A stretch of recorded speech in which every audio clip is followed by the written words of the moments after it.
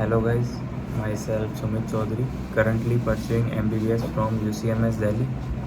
और ये मेरी पहली वीडियो होगी चैनल पे, तो कुछ गड़बड़ हो तो पहले ही सॉरी। तो ये वीडियो होगी मेरी नीट जर्नी के बारे में। तो स्टार्ट करते हैं। मैंने अपनी नीट प्रिपरेशन स्टार्ट की थी 2018 में, तब मैं 11th में था। तो मैंने उसी टाइम कोचिंग ज्वाइन कर ली थी जयपुर में। फिर उस टाइम शुरू में स्टार्टिंग में कुछ भी नहीं पता था कि पेपर कैसे क्या आता है। मेरे को बाद में भी इतना वो पता नहीं लगा। जैसे कोचिंग में नोट्स लिखवाते हैं तो मैं नोट्स पढ़ता रहता था। एनसीईआरटी पे ज़्यादा फोकस नहीं करता था मैं, बल्कि पेपर सारा एनसीईआरटी से ही आता है। हर एक क्वेश्चन एनसीईआरटी से ही आता है। और फिर नीट 2020 तक मैं इतना कुछ खास प्रिपरेशन नहीं थी मेरी। तो नीट 2020 दिया मैंने, उसके बाद उसमें मार्क्स आए थे मेरे 423। फिर नीट 2021 के लिए मैंने सोचा ड्रॉप लेता हूँ और ड्रॉप लेके पीजी में रह के प्रिपरेशन करूँगा बिना कोचिंग के, क्योंकि कोचिंग मैं ले चुका था, नोट्स मेरे पास थे। तो मैं पीजी में गया, वहाँ पे मैंने प्रिपरेशन स्टार्ट की वापस 2021 के लिए।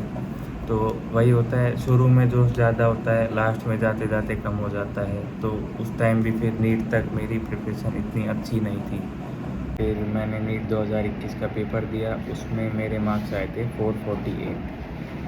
तो फिर उसके बाद मैंने सोचा था कि अब घर पे रह के वापस कोचिंग लूँगा, शुरू से ज़ीरो से नोट्स बनाऊँगा, लास्ट तक ज़ीरो से स्टार्ट करूँगा सब कुछ। तो मैंने फ़िज़िक्स वाला ज्वाइन किया। फिर मैंने घर पे रह के ही प्रिपरेशन की थी। मैं लाइब्रेरी जाता था 2022 के लिए। तो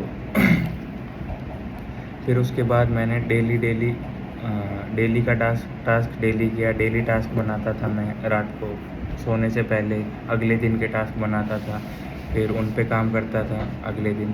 तो लास्ट तक जाते जाते फिर ऐसा था कि ठीक है इस बार हो जाएगा। फिर मैं पेपर देने गया 2022 का।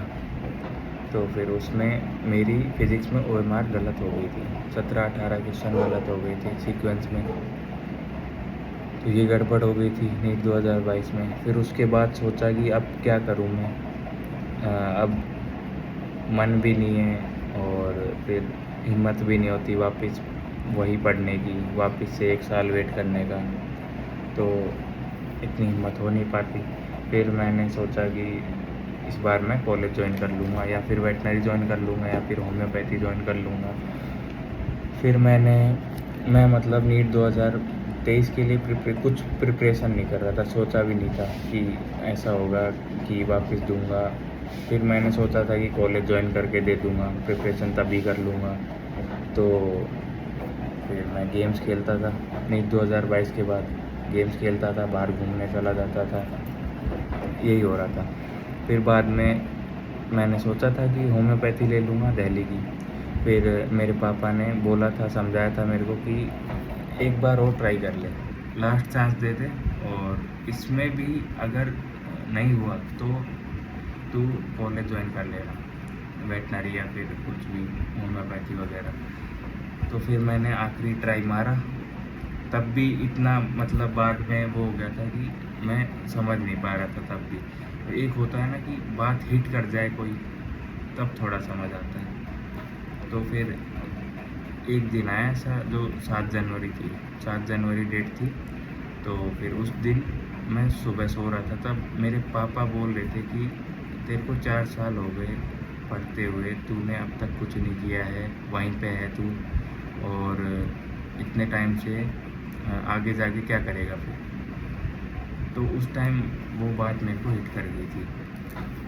फिर बाद में मैं उस सुबह उठा, फिर उठ के मैं सीधा चेयर पे बैठ गया था, हाथ मुँह धो के सीधा चेयर पे बैठ के। मेरी टेबल के आगे फ़ोटो लग रही थी पापा की, मम्मी की। तो उस फ़ोटो पे हाथ रखा मैंने और मैंने कसम खाई कि आज से और अभी से मैं 1 मिनट भी वेस्ट नहीं करूँगा, और इस बार मैं मतलब अपना 100% दूँगा। मेरे को रिग्रेट नहीं करना है बिल्कुल भी, एग्ज़ाम के बाद मेरे को रिग्रेट नहीं करना है इस बार।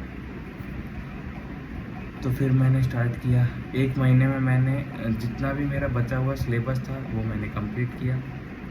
सिलेबस कंप्लीट होने के बाद मैं डायरेक्ट फुल सिलेबस टेस्ट पे आ गया था। फिर ऐसा नहीं था कि मैं पहले सिलेबस पूरा ऐसे करूँगा, मतलब पढ़ूँगा पहले पूरा। जो मैंने सिलेबस कंप्लीट किया था 1 महीने में, वो था मेरा बचा हुआ, जो मेरा छूट गया था। तो फिर बाद में 1 महीने में कंप्लीट करने के बाद फुल सिलेबस स्टार्ट किए, फुल सिलेबस दिए लास्ट तक। और फिर नीट 2023 आया 7 मई को। 7 जनवरी से स्टार्ट किया था मैंने, 7 मई तक स्टार्ट किया था।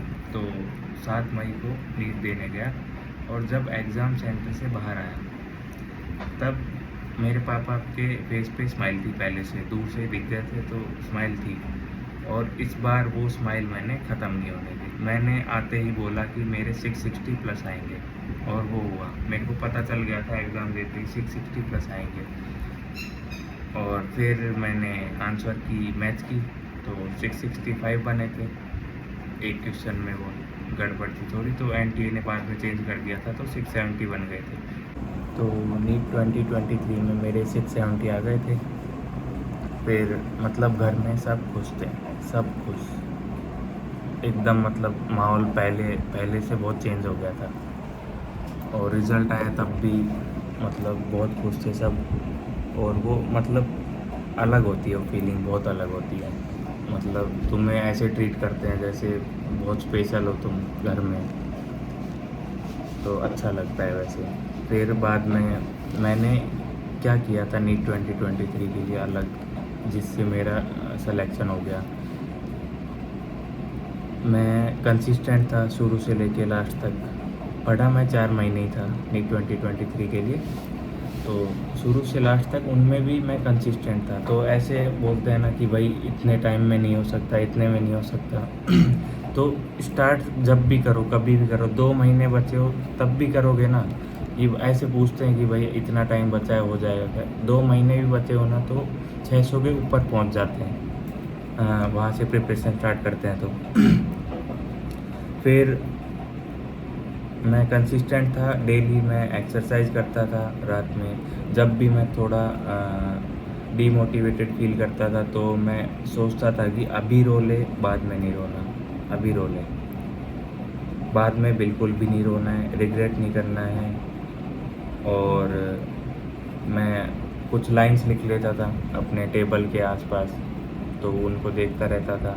जो सर बोलते थे, जो टीचर्स बोलते थे, वो लाइंस लिख लेता था मैं, और टीचर्स की हर बात को फॉलो करता था मैं।